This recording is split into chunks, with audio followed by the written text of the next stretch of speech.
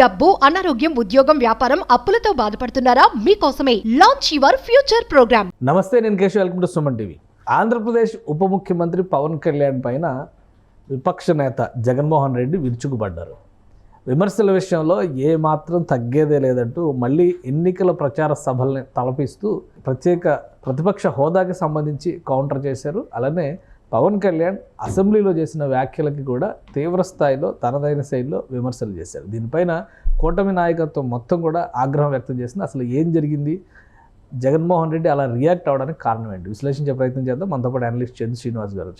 నమస్కారం. నమస్కారం అండి. పవన్ కళ్యాణ్ వర్సెస్ జగన్మోహన్ రెడ్డి అసెంబ్లీలో ఏదో జరుగుతుందని అందరూ ఎక్స్పెక్ట్ చేశారు. అసెంబ్లీకి వెళ్ళలేదు కాబట్టి ప్రెస్ మీట్లో జగన్మోహన్ రెడ్డి గారు ఒక విధంగా తోలనాడినట్టుగానే మాట్లాడారు. అంటే వైసీపీ భాష, సంస్కృతి, సంస్కారం ఇదే అన్న సంకేతం మరోసారి ఇచ్చారనుకోవాలా, లేదంటే సహజంగా ఆయన రియాక్షన్ శైలి అలా ఉంటుంది అనుకోవాలి? అంటే ఆయనలో మార్పు లేదని అర్థమైంది. ఎప్పుడు విలువలు, విశ్వసనీయత అనే పెద్ద పదాలు చెప్పే గౌరవనీయుల మాజీ ముఖ్యమంత్రి గారు అవి రెండు మర్చిపోయి అతని సభ్యత, సంస్కారం పూర్తిగా గాలికి వదిలేసి డిప్యూటీ సీఎం, ఇప్పుడు గౌరవనీయులైన మాజీ ముఖ్యమంత్రి అని మనం అనుకుంటాం, అది పాలసీ పాయింట్ ఆఫ్ వ్యూలో విభేదిస్తారు తప్పితే ప్రజల్లో ఉన్నది మనం చెప్తాం తప్పితే ఎప్పుడు ఆయన ఏకవచనంతో సంబోధిస్తాం. అదేవిధంగా డిప్యూటీ సీఎం దేశ రాజకీయాల్లోనే ఆయనకంటూ ఒక పేరు ప్రతిష్టలు ఉన్నాయి. నేషనల్ మీడియా అంతా ఆయన చూపిస్తున్న సమయంలో 100% స్ట్రైక్ రేట్ మీకు కనపట్టలేదా? ఇప్పుడు మీలాగా 33 కేసులు పవన్ కళ్యాణ్ గారి మీద లేవే, దాదాపు సంవత్సరం పైన జైలు జీవితం ఆయన గడపలేదే. నీకు తండ్రి వారసత్వంగా తండ్రి డెడ్ బాడీ అక్కడ ఉన్నప్పుడే ఆ రోజు చిరంజీవి గారి దగ్గరికి వట్టి వసంత కుమార్ని బొత్స గారిని పంపింది మీరు కాదా ముఖ్యమంత్రి పదవి కోసం? ఈయన అలా ఏం చేయలేదే. అన్నం నుంచి రాజకీయాలు నేర్చుకున్నాడు, కానీ అన్నను కూడా కాదని చెప్పేసి దశాబ్దన్నర పోరాడి ఈరోజు సొంత స్వయం కృషి, ఈ సెల్ఫ్ మేడ్ మ్యాన్, స్వయం కృషితో ఎదిగాడు. ఈరోజు రాజకీయాలను శాసించే స్థాయికి ఎదిగాడు. మీరు ఆయన్ని అనేక వ్యక్తిగత హనం చేశారు. 4 వెహికల్స్ మార్చినట్టు, కార్లు మార్చినట్టు పిల్లలు మారుస్తారని ఇదే గౌరవనీయ మాజీ ముఖ్యమంత్రి అన్నాడు ఆ రోజు. దానికి ప్రతిఫలం ఏంటి అనేది పవన్ కళ్యాణ్ గారు చెప్పి చేశాడు. జగన్ నేను అధపాతాలను తొక్కపోతే నా పేరు పవన్ కళ్యాణ్ గారు జనసేన కదా. సరే, 151 నుంచి 11 సీట్లకి పరిమితం అయిపోయి ఈ స్థాయికి అయిపోయింది. మరి ఆయన గ్రాఫ్ ఎక్కడ ఉంది? పవన్ కళ్యాణ్ గ్రాఫ్ నెక్స్ట్ లెవెల్లో మోదీ గారి పక్కన ఉన్నది. అది కనపట్టలేదా? ఆయన బాధ అంతా ఏంటంటే 22 మంది ఎంపీలని గెలిపించండి, స్పెషల్ స్టేటస్ మెడల్ వంచి తీసుకొస్తాను మోదీ గారిది, ఎవరు ప్రధానమంత్రి అయినా స్పెషల్ స్టేటస్ లేదు, ఓన్లీ లేదు అపోజిషన్ స్టేటస్. ఆ స్పెషల్ స్టేటస్ నుంచి ఆ రోజు స్పెషల్ స్టేటస్ తెలకపోయాడు కాబట్టి ఈరోజు మీకు ప్రత్యేకంగా ఈ ప్రతిపక్ష హోదా ఇవ్వని చెప్పంటున్నారు. అది కూడా ఈలేని పరిస్థితిలో ఆ హోదా అడగలేదు కాబట్టి ఈ హోదా వచ్చింది. అది సింపుల్ లాజిక్ చెప్తున్నా. కాబట్టి మీరు ఎప్పుడు విలువలు విస్తృత మాటకు ముందు మాట తర్వాత అటువంటి వ్యక్తిగతారణం చేసిన మీరు వీ స్టాండ్ ఫర్ పోసాని అన్నప్పుడే మీరు మారరు అనేది అర్థమైపోయింది. చివరిగా నిన్న ఒక విలేకరు అడిగిన క్వశ్చన్కి ఆ విలేకరుల సమావేశం కూడా అది రికార్డ్ చేసి కొంతమంది ఆయనకు నచ్చిన వాళ్ళు తప్పితే విలేకరుల సమావేశం పెట్టింది లేదు. అదే విజ్ఞతతో గెలిచిన తర్వాత మీరు ఎప్పుడు తలకెక్కించుకోవద్దు, ఎక్కడ కూడా వైసీపీ వాళ్ళు ఒక మాట కూడా అనొద్దు అని చెప్పేసి అనటం పవన్ కళ్యాణ్ గారి సంస్కారం. మరి ఈయన ఎందుకు సంస్కారం వచ్చాడు? ఇప్పుడు మీరు ఇన్ని మాటలు చెప్తున్నారు కదా పవన్ కళ్యాణ్ గారి గురించి, మరి అన్నచాటు రాజకీయాలు ఏమి లేవు, మీరు తండ్రి చాటు రాజకీయాలతో ఎదిగారు. ఈ రోజున 151 సీట్లు వచ్చినాయి. ఓకే, వెళ్ళనుకో, మరి 11 సీట్లకి ఎందుకు పరిమితం అయ్యారనేది ఆలోచనతో ముందుకెళ్ళాలి. కానీ పవన్ కళ్యాణ్ గారు ఉన్నంతకాలం నా రాజకీయ జీవితం ప్రశ్నే, నాకు రాజకీయ జీవితం లేదనే బాధతో, అంటే ఆయన ఏదో కార్పొరేటర్కి ఎక్కువ, ఎమ్మెల్యేకి తక్కువ, మొదటిసారి గెలిచారు, ఆ పదాన్ని మొదటిసారి గెలిచారు కాబట్టి ఎగిరి పడుతున్నారు అన్నట్టుగా మాట్లాడుతున్నారు. మొట్టమొదటిసారి ఎమ్మెల్యే అయ్యాడు అన్నాడు. సరే, పవన్ కళ్యాణ్ గారికి 53 సంవత్సరాలు, 52, సరే 1 సంవత్సరం పెద్ద ఏదైనా కానీ. సరే, మీరు కేశవ్ గారు చెప్పండి, దాదాపు 3 దశాబ్దాలు మీకు అనుభవం ఉంది. ఒక వ్యక్తిని, గౌరవప్రదంగా ఉన్న స్థానంలో ఉన్న వ్యక్తిని కించపరిచినట్టుగా నీ స్థాయి ఇదే అని చెప్పి మాట్లాడొచ్చా?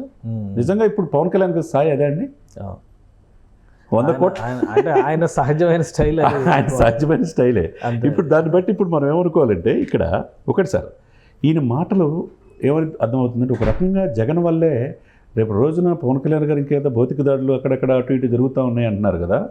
రేపు రోజున ఈయన మాటతో రేపు భవిష్యత్తు జగన్ ఈ రాజకీయాల్లో అడ్డం వస్తున్న పవన్ని ఏం చేస్తాడని భయం కూడా ఒక రకంగా కార్యకర్తలకు ఉంటుందిగా.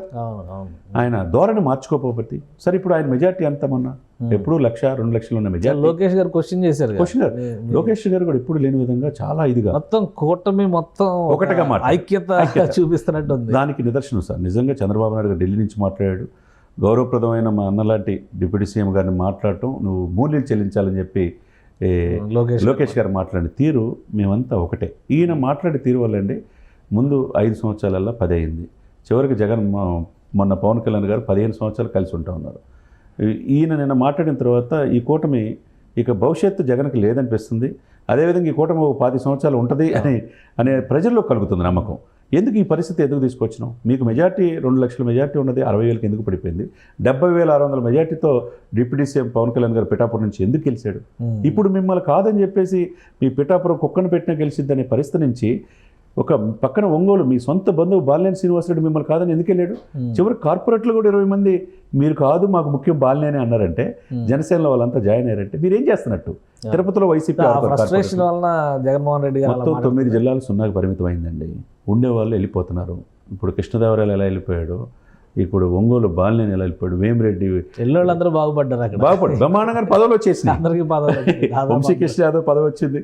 ఇక్కడేమో మన ఉదయభాను సామినేని ఉదయభాను బాలశౌరి గారు ఎంపీ అయ్యాడు. ఈయన దగ్గర నుంచి వదిలి వెళ్ళిన వాళ్ళందరూ కూడా ఉజ్వలన భవిష్యత్తు ఉంటుంది అనే దానికి ఈ పదవుల తర్కారం. కాబట్టి ఈయన భాష మార్చుకోవట్లేదు, ఈయన మారడు అనేది అర్థమవుతుంది.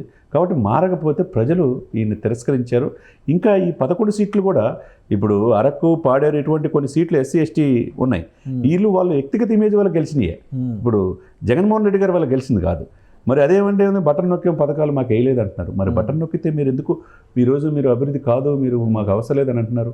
ఇప్పుడు శాసనసభ కోసం గౌరవంగా ప్రధాన ప్రతిపక్షం అడుగుతున్నారండి. అక్కడ పోయి అడగండి, ఇవ్వము అని చెప్పి అన్నారు. హైకోర్టు కాదంటుంది. మీరు స్పీకర్కి పూర్తి అధికారాలు ఉన్నాయి, నీకు ఇచ్చే ప్రసక్తి లేదన్నారు. గౌరవనీయ డిప్యూటీ సీఎం గారు అసలు మీకు 5 సంవత్సరాలు రాదు, జర్మనీ వెళ్ళండి అవసరం అయితే అంటున్నాడు.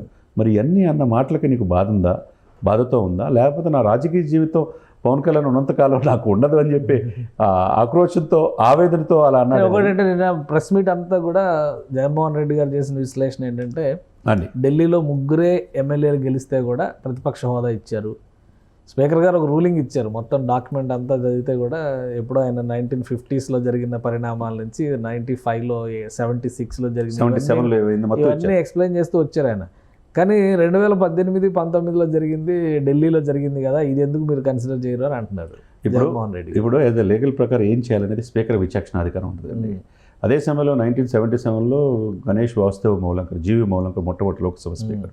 అక్కడి నుంచి ఇప్పుడు వరకు రూల్స్ ఫ్రేమ్ ఏది చేశారు, వీళ్ళకి ఎందుకు ఇవ్వాలా, ఈ 10% ఓట్లు వస్తేనే ఈ 10% ఆఫ్ సీట్స్ పెరిగినప్పుడు మాత్రం ఇవ్వాలనేది ఒక గైడ్లైన్స్ ఫ్రేమ్ చేసుకున్నారు. దాని ప్రకారం ఎవరికి ఇవ్వాలా లేదని విచక్షణ అధికారం స్పీకర్కి ఉంటుంది. దాన్ని మనం ఒబే ఉండాలి. ఇటీవల కాలంలో ఢిల్లీ పరిణామాలను ఎదురైతే తీసుకొని అలా ఎందుకు ఇవ్వరు? ఆయన ఆవేదన అంతా కూడా నేషనల్ మీడియాకి ఆయన ఎక్స్ప్లెయిన్ చేసింది కూడా అదే. ఢిల్లీలో జరిగింది మీకు అందరికీ తెలుసు, ఆయన ఢిల్లీలో 80 సీట్లు ఉన్నాయి అనుకున్నారు. 80 సీట్లు కావు కానీ బట్ 70 సీట్లు ఉన్నాయా, 70 ఉన్నాయా, 80 ఉన్నాయా, అందులో 3 సీట్లు గెలిచారు. అప్పుడు వాళ్ళకి ప్రతిపక్ష హోదా ఇచ్చారు. అది ఆంధ్రప్రదేశ్కి ఎందుకు వర్తించదు? ఇదే విషయాన్ని ఆయన క్వశ్చన్ చేస్తాను. సార్ ఇప్పుడు రిక్వెస్ట్ స్పీకర్ గారికి ఎవరికైనా నువ్వు హోదా అయినప్పుడు రిక్వెస్ట్ మేనర్లో లెటర్ రాయాలి. బెదిరించి లెటర్ రాస్తే వాళ్ళు ఎందుకు తీసుకుంటారు? ఆ లెటర్లో బెదిరించినట్టే ఉంది ఆయన మాటలో. ఆయన మొత్తం చదివినిపించాడు కదా సార్ స్పీకర్. ఇప్పుడు అక్కడ ఏంటంటే సార్ ఎటు చూసినా చంద్రబాబు నాయుడు గారికి ఆయన ఇష్టం లేదు, పవన్ ఇష్టం లేదు. వీళ్ళందరికంటే రఘురామకృష్ణరాజు గారు ఆయన పాత్ర అసలు ఇష్టం ఉండదు. మరి వాళ్ళ ముందు ఎలా అసెంబ్లీకి వాళ్ళనే తిడుతున్నారు, వాళ్ళపైనే కంప్లైంట్లు రాస్తున్నారు, వాళ్ళ మీదే కేసులు వేస్తున్నారు. వాళ్ళు కన్సిడర్ చేస్తే దానికి అవకాశం ఉంటుంది అసలు. అదే కదా ఇక్కడ ఆ యొక్క లాజిక్ మిస్ అయ్యాడు. ఇప్పుడు 13,336 గ్రామాల్లో 12,336 గ్రామాల్లో గ్రామ సభలు పెట్టి ఎక్కడో గ్రామీణాభివృద్ధి 23వ ప్లేస్ నుంచి 5 సంవత్సరాల్లో 4వ ప్లేస్కి తీసుకొచ్చారు. అది అభివృద్ధి కనపట్లేదా చంద్రబాబు నాయుడు గారు, పవన్ కళ్యాణ్ గారిది? లేకపోతే మీరు చేయలేనిది అమరావతికి నిధులు తీసుకొస్తున్నారు, అది కనపట్లేదా? ఎప్పుడు లేని విధంగా 5 లక్షల కోట్ల రూపాయలు అభివృద్ధి పనులు జరగట్లేదా? అదే కదా, మీరు సూపర్ 6 ఇచ్చిన హామీలు ఏవి అమలు చేయట్లేదు. రాయలసీమలో ఆడపడుచులు అందరూ రెడీగా ఉన్నారు, ఫ్రీ బస్ చేస్తే అమరావతి పోయి ఎలా కడుతున్నారు చూద్దాం అనుకుంటున్నారు. మీరు అవకాశం ఇవ్వట్లేదని అడుగుతున్నారు కదా. సరే అవకాశం ఉగాది నుంచి ఇస్తామంటున్నారు. ఇప్పుడు మన బడ్జెట్లో కూడా క్లియర్ కట్ అనాలిసిస్ ఏది సూపర్ 6లో భాగంగా దీపంకి ఎంత ఇస్తున్నాము, లేకపోతే మిగతా వాళ్ళకి ఏ విధంగా జాబ్ క్యాలెండర్ ఇస్తున్నాం అని క్లియర్ కట్గా ఇచ్చారు. ఒకదాని బట్టి ఒకటి ఆర్డర్ ఆఫ్ ప్రయారిటీ ప్రకారం వచ్చిన వనరులు బట్టి మీరు 2.5 లక్షల కోట్లు చంద్రబాబు నాయుడు గారు దిగేటప్పుడు ఉన్న అప్పుల్ని మీరు ఇంకో 8 లక్షల కోట్లు యాడ్ చేసి 10 లక్షల కోట్లు తీసుకెళ్లారుగా. దానికోసమే నెలకి 6 నుంచి 8 వేల కోట్ల అప్పు వడ్డీ కడుతున్నారు కదా. మరి ఇది చక్కదిద్దుకోవాలంటే మీరు చేసిందంతా చక్కదిద్దుకోవాలంటే చాలా టైం పడుతుంది కదా. సంవత్సరం గడిపేస్తారు, ఇంకా 4 సంవత్సరాలే ఉందని చెప్తున్నారు. సరే 4 సంవత్సరాలు 3 నెలలు జగన్మోహన్ రెడ్డి గారు ఎంత ఆవేదన పడినా ఆయనకు అవకాశం లేదు. ఇప్పుడు ఈలో ప్రజలకు వెళ్ళమనండి. ప్రజల్లో వెళ్ళి ఈ మంచి ఎండలు స్టార్ట్ అయినాయి, ఇప్పుడు వెళ్ళమనండి. ప్రజల్లో ఏముంది ఇప్పుడు హ్యాపీగా అంటే ఇంత బలం ఉంది కదా, ఆల్రెడీ కూటమికి 164 సీట్లు బలం ఉంది. ప్రతిపక్ష హోదానే కదా అడుగుతుంది, ఇచ్చేస్తే పోద్ది అనేటువంటి కన్సిడరేషన్ అవకాశం లేదు. ఆయన వ్యవహార ధారణ వల్ల, ఆయన మాటల వల్ల, ఇప్పుడు నోటి తుత్తరు అంటారు సార్ తెలుగులో, నోరు మనం రాజశేఖర రెడ్డి గారు చెప్తారు మొగుడిని దాన్ని మొగసాలకు ఎక్కినట్టుగా. ఆయన స్పీకర్ తిట్టి స్పీకర్నే తర్వాత గెలిచిన తర్వాత నాకు కోపం అనే నాలుగు నరం కూడా చచ్చిపోయింది అన్నాడు. ఆయనలో మార్పు ఉంది సార్.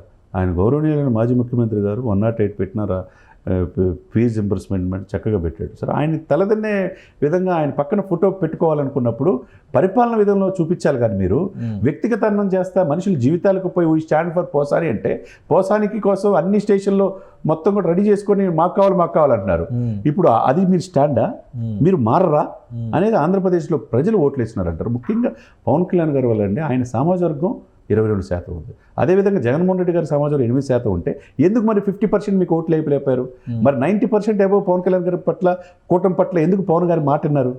దాన్ని బట్టి అర్థం. ఒక రకంగా ఆయన వాళ్ళ యొక్క ఆ కాపు, తెలుగు, బలిజ, తూర్పు కాపులు ఆ జాతిని అవమానించినట్టే. ఇట్లా ఆ రోజు అవమానించాడు, మూల్యం చెల్లించుకున్నారుగా 150 నుంచి 11. ఇప్పుడు 11 కూడా కులం ఏముంది ఇందులో, అసలు కులమే అడాప్ట్ చేసుకోడు కదా పవన్ కళ్యాణ్ గారు.